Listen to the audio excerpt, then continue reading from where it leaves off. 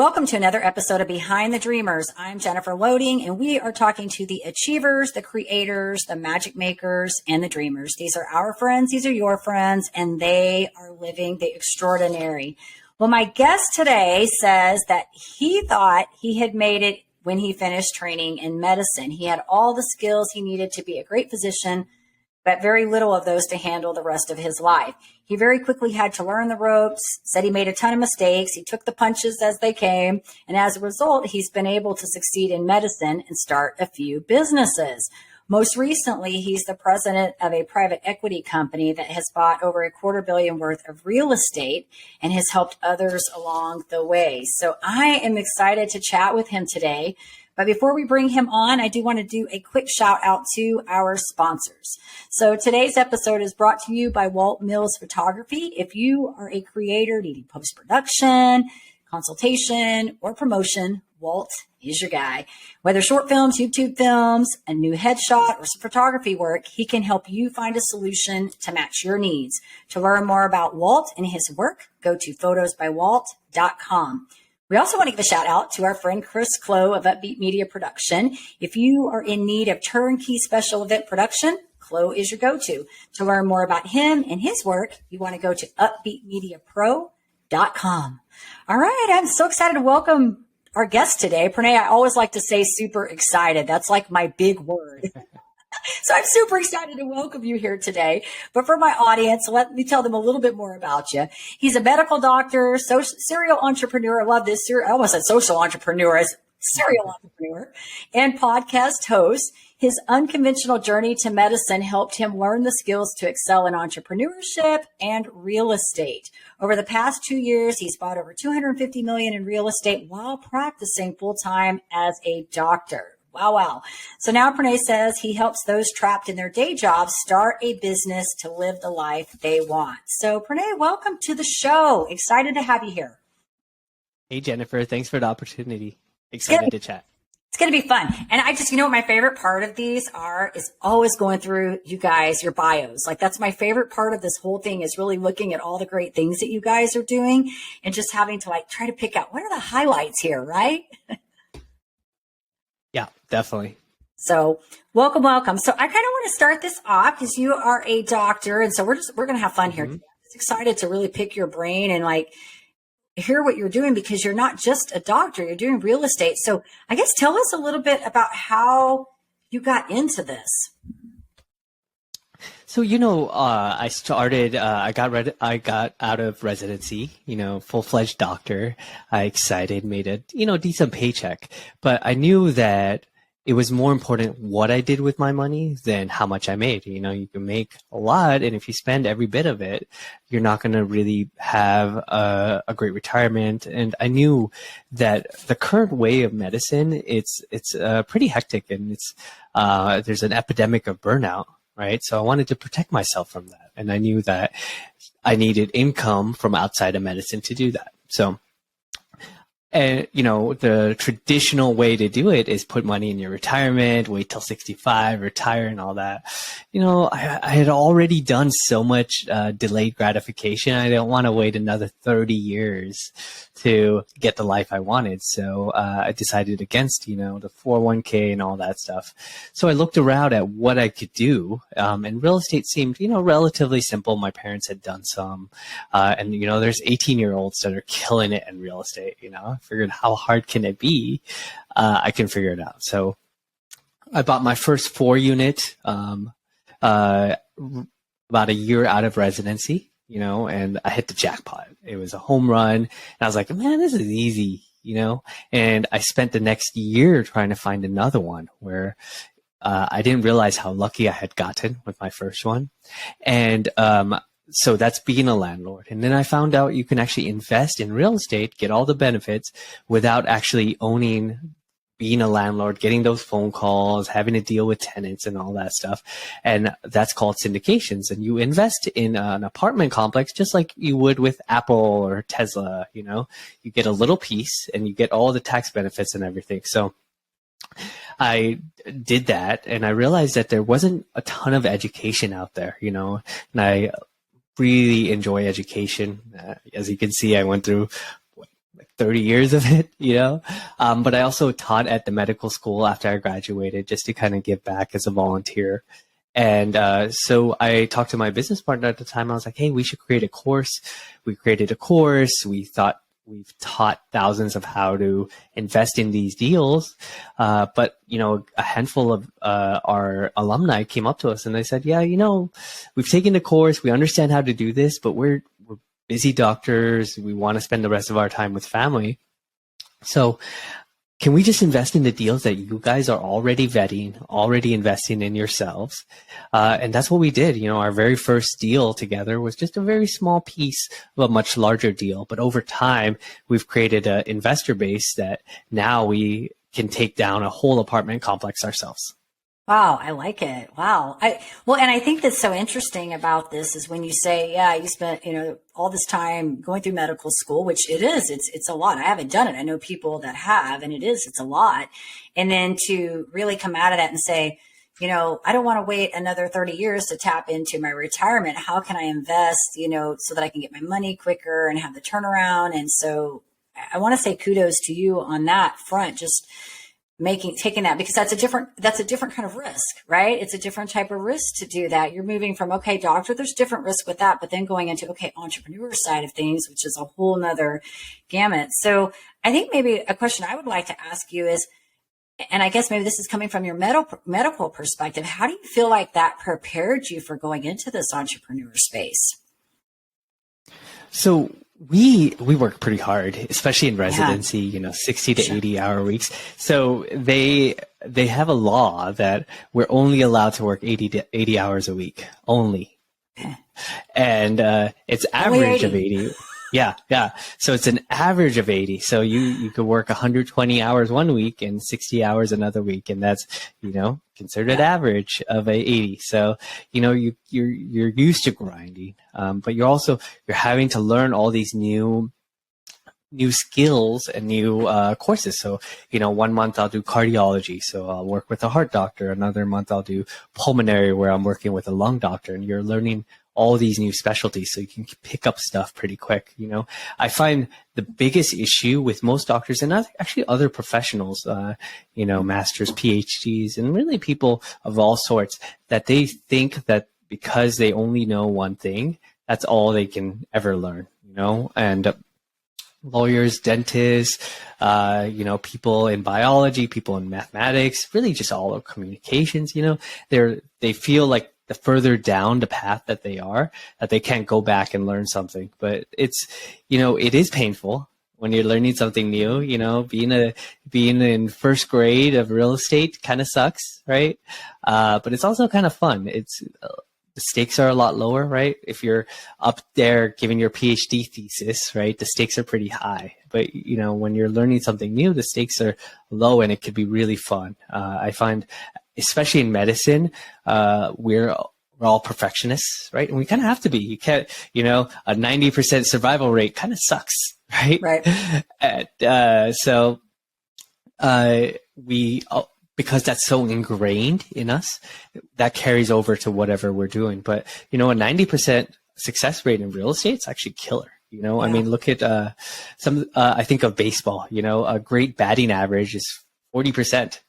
40% is huge. Yeah. Even 30% is pretty good. But in other things, we're just such perfectionists, and a lot of times it just carries over to everything we do. Sure. Well, and I always say, I kind of have a saying, and the things that I talk about when I'm working with people, I always say how you do one thing is really how you do all things, right? And there's really I feel like there's no separation even from how we conduct business and how we live our personal lives. I really feel like these things, they kind of manifest a little bit differently, but our ideals and our values and our work ethic, all those things that come up really kind of transfer into all the things that we do. So I think that's really good. And I just wanted to ask you that. I kind of had an idea, but I feel like, again, that work ethic comes across, from here to there. It follows you wherever you go. I feel like you either have it or you don't have it. You know what I mean? And that's kind of been my experience when I'm dealing with people, but I like it. I think it's awesome. And, you said some really good things about this. I actually know a guy here. It's funny. I know a couple young people that are investors in real estate and are doing really, really well in it. So it sounds like it's a good time to be, doing that. And you guys are offering this course and this investor side of things. So I think that's awesome too. What do you feel like has maybe been, and you kind of mentioned in the beginning, having to find that next property, but I'd love to ask you, just moving into the entrepreneur space, what do you feel like has been maybe the biggest challenge that you had to like really work to get through? I think the biggest challenge that a lot of people face is knowing who to ask, and that's one of the most difficulty parts. And, keep leaving your ego at the door, which, fortunately, so there's 3 partners, including me.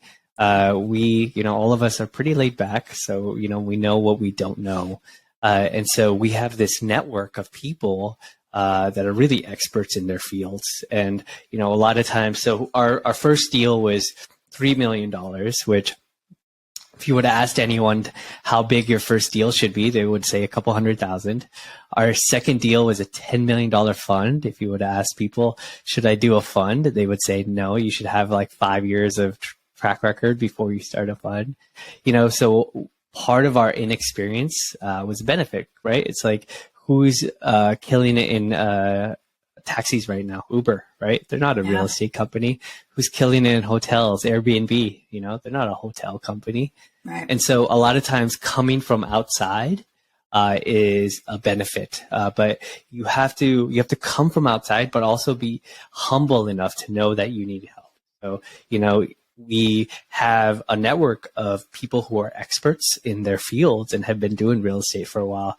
I think coming in from the outside and then not reaching out to experts, that's how people fail. But if you have best of both worlds where we're like, oh, we don't know if we can do this, let's try it, but we'll have mentors or people. And, one brief thing about mentorship, mentors are hard to find. And a lot of times the way you find them is you pay them, you pay 5 figures for our mentors, coaches to guide us through this process, and it saves us years and potential hundreds of thousands, if not millions of dollars. But, I know a lot of times if you feel kind of guilty or you feel like you're cheating a little bit to when you pay someone to mentor you, but people do that all the time. We think about coaches, right? Like Venus Williams has a coach, right? Adele has a coach. Like these people are at the top of their game. Yeah. And we can all use some help as well. Yeah, I agree with you on that. I have a coach as well. So, and I paid a lot of money for him too. So I'm with you. You don't even have to convince me on that. I'm with you. I feel like everybody that's trying to do something huge, and even if it's not huge, but if you're trying to level up on any capacity, I feel like it's hard to stay committed to yourself, right? Like it's hard to, some of us have I have pretty good discipline. It sounds like you do too, but it's still, when you have a coach, you're going to work harder. You're going to level yourself up more. So I agree with you. But something I want to point out that I think is really, I think kind of the resonating message I'm getting from you is this openness to learning, which I think is so interesting because I had a conversation with somebody the other day on this show who was also he's like a holistic type coach. He kind of coaches on the same premise that I do. A lot of my work is from a holistic nature, and I'm talking both in physical and well-being. It's on both ends, the way I coach. And it's funny because we were talking about this when you're growing and learning and how your relationships evolve and how you let go of some of the people you probably don't associate with them and you get new people in your life. And I said something, that I've kind of been, I came from the network marketing space. So I'm talking 22 years in that industry. So I had mentors I've had them for almost my entire career as an entrepreneur. And then I went on my own a couple years ago, about 4 years ago. I formed my own LLC, went on my own. And all of a sudden the dynamics changed because I was no longer part of that community. So I had to find my own mentors. I had to start now being creative and finding people. But in that process, I've always said that I could never imagine getting to a place where I don't continue to keep growing as a human being. Like I don't continue to want to be a better human being because I feel like when we're continually growing, asking for help and reaching out to people and getting these coaches, we just show up better all around, right? Like you're a better doctor, you're a better spouse, better dad. You just show up better all the way around. It's not just about your business. Yeah, definitely. And one thing on the productivity, I feel like I'm the laziest person on the world. And, the grass is always greener. The more super productive and successful people I meet, it's like getting a look behind the curtain of Wizard of Oz. We're all trying to figure it out and, Yep. give yourself a break. Yep, I agree with you on that. I agree. It's fun. That's why I said this journey is fun, and it's supposed to be meant to be a journey. Really, it is. And I've learned that there's really no shortcuts to success. If you want to get where you need to be, you have to put the work in, and you have to be willing to be humbled a few times, fall on your knees, and get back up. So, thank you for sharing all that. I think it's awesome what you're doing. So, what like for maybe somebody, I don't know, that's like coming into this space and I don't know, maybe they want to look for their first real estate, or maybe they're a doctor right now and they're kind of looking for that side hustle. What advice would you give someone? I think this is going to be a great area for you right here. Yeah. So first thing I'd say is a little selfish. Listen to my podcast. So, from MD to entrepreneur, Apple Podcast, Spotify, all that stuff. But this is a question I have all the time. And what I would tell people is try to figure out how you can get started as quickly as possible. We, especially us high achievers, we're like, okay, where's the book? Where's the course? What kind of degree can I get on this? Or, they'll get this like 2-year coaching package, which is great, but you need to get started. And I tell this story a lot, but there was a study where, this professor, he had a pottery class, right? He told all the students, hey, your final exam is very important. It's going to be most of your grade. So he split the class half. He told them, the same thing, pottery, your final exam is very important. Here's all this research, read all that stuff, but I want you guys to really focus on it. You have the whole month to do this one pot, right? Make it as good as possible. And this other class, the other half of the class, he said, hey, this final pot is very important, but you guys have to do a pot every day.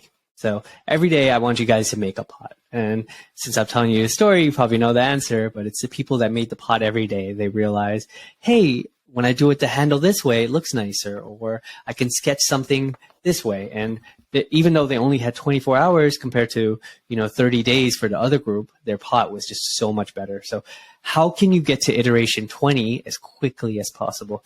Your audience may have heard of the Facebook saying, go fast and break things, but you'll all this stuff is reversible, right? I tell this to my team all the time, we're talking about subject lines and emails. I'm like, just get it out. Like, even if there's like, try to not have a typo, and if there is, just blame me. But if, we can't be focusing on this stuff too much, we have to get the ball rolling, right? Create that flywheel effect. So that's what I would say. Just try to get started. So you're like, okay, Pranay, that sounds great. How do I get started? Good. Okay. So try to think of what comes to you easily. So quick story. I started a blog because my business partner, who's very successful, has a blog. He's made 7 figures on his blog. I was like, okay, I've worked with him. I saw all his processes. Let me just copy them all, and he'll help me promote my blog, all that stuff. I would post my blog Wednesday morning, Tuesday night, every week, midnight. I'd be like, oh, I got an hour left. Let me figure out what this blog is going to be about. Every single week. I'd never be early. And it's just because I hate writing. I've never been good at writing. And so over time, it became a pain, and I hated it, as a sense of dread. And even if someone was paying me a fortune, which they weren't, to do it, I probably still would hate to do it, And I found out my partner's the same way. He hates doing his blog too, but now he's making a ton of money, so he has to do it. So I thought, okay, let's change that around. What do I like to do? I like having conversations. I like meeting interesting people, like yourself, I like getting therapy for free, which is what I get a lot of times on my podcast, you know? And so let me create a podcast, right? Maybe no one will listen to it, but at least I'll get a lot of benefit out of it. And the goal is not to get a ton of downloads. That's a nice side effect, but it's to meet interesting people. right? And I've done business with some of the people that I've already met. In my podcast, I've only had 30 episodes so far. So that is easy for me. For other people, they like video, right? Or other people will like to do curation. That's actually another thing. If you are the one that sends your friends all really cool links and stuff, maybe you make a newsletter. So try to find a venue for you it doesn't feel like you're going against the grain, right? But know that even if you do pick something and you drop it, you'll learn important skills along the way. So my blog, it taught me how to write quick, because I'd be like 12:54. I'd be like, shoot, I got to write a whole blog post. And last year I did a master's program, and my professor was like, hey, where's this essay? And I was like, oh, shoot, it's a 5-page essay. I was like, oh yeah, let me send it to you really quickly. And I wrote a 5-page essay in 2 hours. Yeah. That normally would take me great. 3 weeks. Yeah.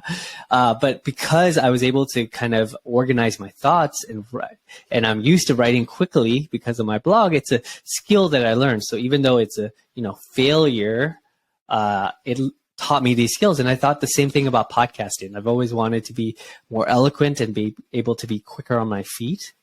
Thinking and speaking, and also be able to carry a good conversation. And so that's something I'm working on the podcast. So even if it, quote unquote fails, those are skills that I'll be able to carry on to the future. Sure. So so one, get started, find something that you resonate with and get started. I love it. No, these are all really good points. And I was smiling at you because I was doing a blog for a while too. And I still have it up on my site. And it's so funny because people read it and they comment on it. But like you, it was the same thing. I was forcing this, I'd have to sit down and I'd write this blog. And then I would be like, oh, I got to get a blog out because it's time to get the blog out. What am I going to write about? And I can't just write when I'm not ready to write. And so I was getting under all this pressure to write this blog. And then I would write it and then I'd have to wait a day to go back and read it again to make changes. It was like this really long process. And, I started my podcast right before the pandemic. So I started in October 2019. And I didn't know what I was doing, probably like you. I was probably like you. I always tell people, go back and listen to some of my Starter Girls episodes. I'm actually revamping that show, which is going to be so much fun because all the old episodes are on there. But I tell people, go back and watch those shows when we didn't know what we were doing, right? We've learned. But for me, that has always kind of been a natural, easy thing for me to do. I love meeting the individuals like you do. I think that's my favorite part is having the dialogue. It's the conversation, right? It's not even an issue for me to find guests because that's fun. I enjoy it, right? But having to write, another story. I will agree with you on the writing quicker. I think Grammarly is a great tool to have for backup when you need to write fast. I'm like, whoop, whoop, whoop. But even now, I'm writing those, the things you put on the YouTube, I can get those done in 10 minutes. I just used to be days. I'd be looking at that stuff and going, what am I going to write on this thing? Yeah, you're talking about old episodes. My wife listens to some of my old episodes if she's having trouble sleeping. That's great. That's great. I love it. Well, I think, I say you just get better as you keep doing it. My conversations have definitely got better. The interviewing skills, the guests are even so much better. But we had some great people on. And like you, I don't feel like there's really any ever failed experiences. I think there's only learned moments. So if something didn't work out, you needed to try it and look at what you can take away from it. You learned how to write quicker, faster, and the speaking is definitely a skill. I had a gal on my show a few weeks ago that was a speaker coach and was talking about that, how so many people are fearful of that. So just doing this alone, I'm like, if you can do a podcast, you got it. Right? Yeah, definitely.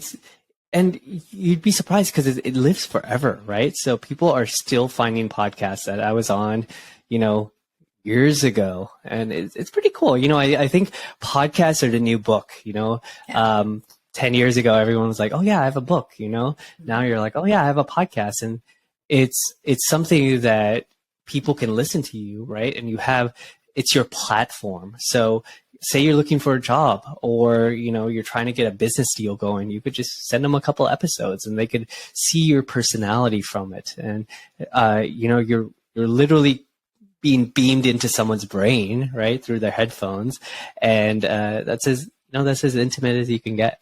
Yeah, I agree with you. I have gotten clients from people listening to my show too. They've heard a couple episodes. The other thing that I think is so great about podcasting too is you can connect people. Like I always tell people, I really love connecting people. That's probably one of my greater strengths is finding, matching people up. And so I always say it's funny because I'll remember details about people and it may be a long time, but there will be somebody I come across and I'm like, I need to introduce you to so-and-so. And I don't know what's going to come from that, if that's going to be a synergistic thing, or maybe it's just you guys share knowledge, or maybe there's a business deal. I don't know. But I think that's what's so great about what we do too, is that we have the ability to be connectors, whether it's our audience connecting to our people or us connecting, our guests to each other. So I think there's a lot of cool. I do want to commend you too on something else though, that you said, that the getting started, because I just had this conversation this morning. This morning, I was talking about how we get so hung up on everything having to be perfect. Like, especially if we're high achievers and we got a little bit of perfectionist behind us, we want everything to be right. Website's got to look good. Business cards got to look, all these things got to look right. But it doesn't really matter if we're not going into action, if we're just sitting on all of that stuff, right? And so I've always kind of been that way that, like even in the network marketing space, we can learn a script. Script doesn't do you any good if you can't have a conversation and if you're not willing to talk to anybody, right? Like, forget the script, just go have a healthy conversation with somebody, And so I think we get hung up sometimes on all these things having like the green light saying go, go, go, go, right? And I just don't think the green light always tells us to go. I think we just have to go, Yeah. It's, I had a podcast on this and it was a realization. So a lot of people commend me on my background and, my microphone and stuff. And that's because I wanted to start a podcast and I kept just researching stuff for a whole year. I was like, best microphone, like changing up my background and all that stuff. And eventually I ran out of stuff to look up and research because I had bought everything and I finally had to get started, but that was it was a little bit of fear. There's a little bit of procrastination. And I should have just got started. I could have got started on like some Apple podcast mics, or Apple headphones. Yeah. Well, you got started. That's all that matters, Pranay. You got started. You're here. Yeah. You're here. Right. All right. One last question I want to ask you, and then I'm going to move into some fun questions, because you are a dad, and I don't know how many kids. I guess I didn't ask you this, but tell us how you're juggling all this, because I know you're busy. I mean, and I know we all do these kinds of things. I feel like our time is all relative to us, and we all have the same amount of hours. So it really comes down to how we're prioritizing things. But I'd love to hear from you how you're keeping that harmony, with the family and in your career as a doctor and as an entrepreneur. I work nights. So I work at the hospital at nighttime. So nighttime, it's kind of quieter. So, I can read, I can do check emails and all that stuff. So I kind of, I sleep a couple hours at nighttime, a couple hours during the day, but, I'm getting close to 40. So I'm probably going to stop working nights in the near future. But, in the starting, it's powerful having a high paying job. You have that safety net, and I wouldn't rush to get rid of that until you have something that's going well, and I've slowly, instead of abruptly quitting, I've been slowly kind of decreasing my shifts and doing stuff elsewhere. And even my actual role in my group was created because of entrepreneurship. I was doing these educational videos outside, and they saw them, and they're like, "Hey, could you do that for us?" I was like, "Yeah, sure." And I got a promotion, and I'm director of education. So don't just think entrepreneurship is for starting your own business. Even there's a lot of opportunities inside your own company to be more successful. And maybe that's what appeals to a lot of people, because, there is a lot of risk in starting your own business. And that's a way to, so I got a promotion, got a higher salary, and it gave me more margin or breathing room to do what else I wanted to do on the side. Yeah, I like that. And I think that's a smart answer to that, because I think sometimes people, especially if they're a really passionate person about their idea or their, whatever it is they're trying to create or get out there, they sometimes get these big ideas. I'm just going to quit everything and go over here, and I do think there's got to be that, I hate to say the word balance because I don't really think there's ever balance. I think it's finding the harmony, right? Like it's finding harmony. Mm-hmm. I think you have to do an ebb and flow here. You've got to figure out what's practically, what's going to be practical and going to work for you, but at the same time, allow you that freedom to go do the things you want to do, and so I always have to say that to myself because I get excited about things and I'm like, let's just go. I'm ready to move. And then I have to say, okay, let's think about this for a minute, So I think that's a good answer, Pranay.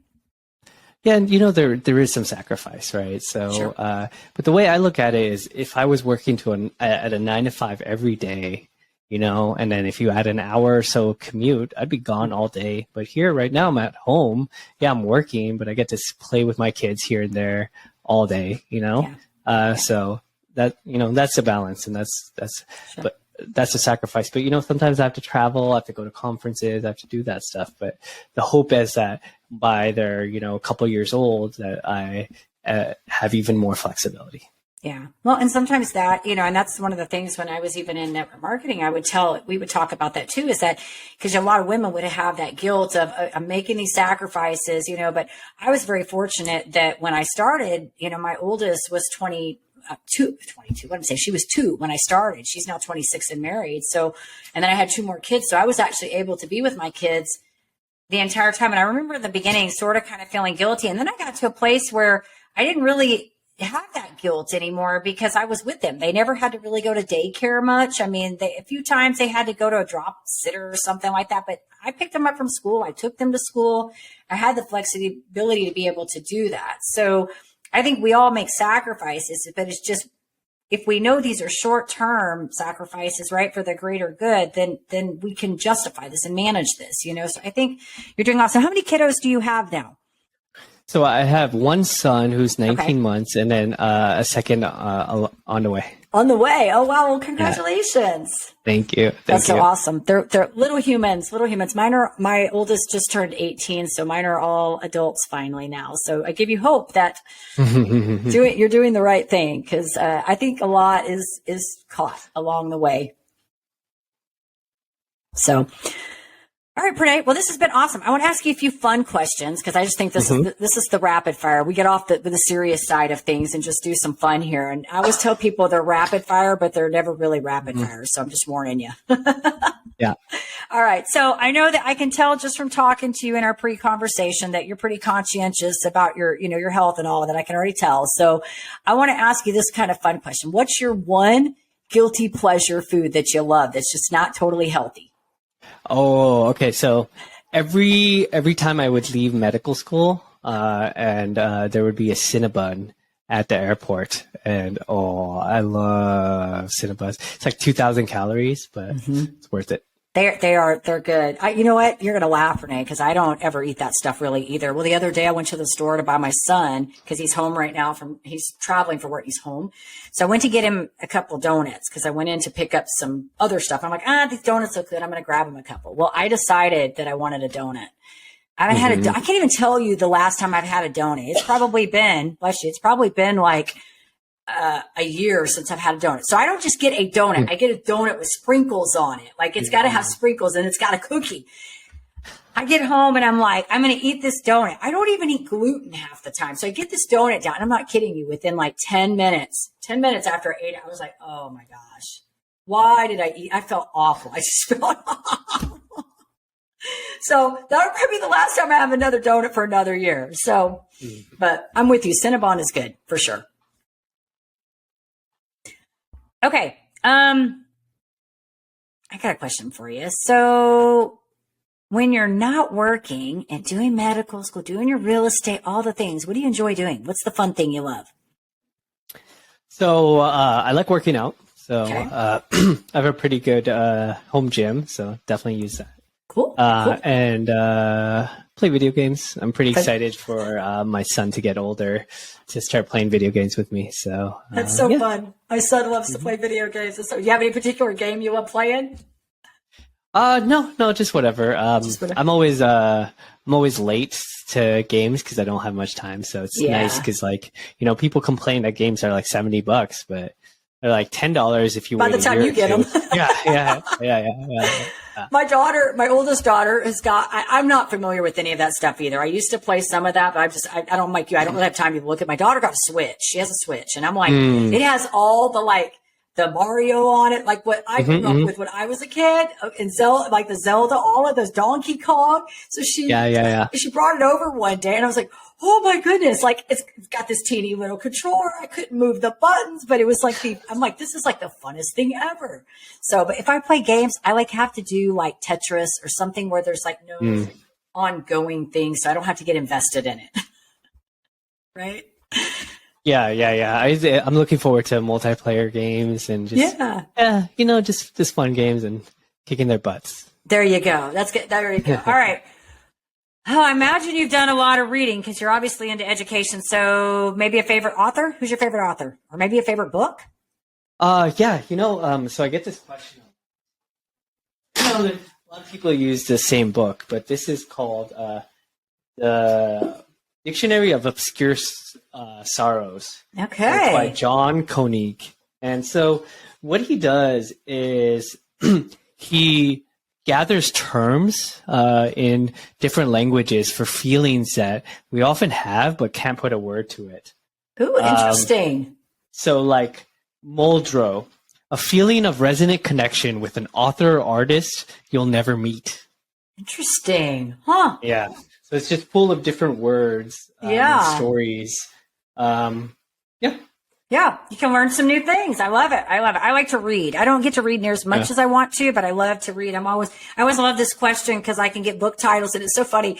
I have a couple clients. I have several clients, but I have some young clients that I'm teaching. It's so funny because one day I was on a training call and I was talking. I don't know if you've read Stephen Covey's The 7 Habits of Highly Effective People. Love it. It's my favorite book. I have a lot. Like I love John Maxwell. I have a lot of really good books I love. But anyways, I talk about Stephen Covey's book all the time because I talk about where he, the diagrams where he talks about the procrastination and the video game, all that. So I'm telling this girl one day, I'm talking about him and she says, you talk about him all the time. I said, yeah, because you need to read the book. So I have like a list of books, and it's so funny. Every time I get on a call with one of my clients, they'll start telling me about a book. And I'm like, which one are you reading? And they're like, I don't know, one of the ones you told me. I'm like, give me the name. Which one did I tell you to read? Because I always say the same. I mean, I read other books, but I have like, a handful of books that are like, I feel like are just core books I say to read. So anyways, good stuff. Okay. One last fun question. What's in your Amazon cart? What is in my Amazon cart? Let me try to think of. We buy everything from Amazon. Like we don't do any. We bought some like cough syrup. Like we're. Do you do your groceries too? We don't do groceries. We We like going to Trader Joe's. So Trader Joe's doesn't deliver. Lately, right now, it's all like getting over the cold and virus and that kind of stuff. Gotcha. Well, we have Trader Joe's here down in Texas too. So I'm familiar with Trader Joe's, and I buy everything from Amazon too. Every now and then it's funny because I have these particular yogurts that I love, and they're like a keto yogurt. I think they're called Ratio, and they're like a low sugar yogurt. I love them. I don't like yogurt, but I love those yogurts. And so guess what? You can't find them anywhere half the time. So every once in a while, I have to go order them off Amazon Fresh because they have them. So, and it's terrible because then I have to order like X number of dollars, and then I got to tip the driver, all that, you know. But everything else we get. I feel like we have Amazon packages coming in like every day, every other day. It's like something's being dropped off at the door. So with you on that. Well, this has been awesome, Pranay. If our audience would like to find out a little bit more about you, get in touch with you, where would you like for us to send them?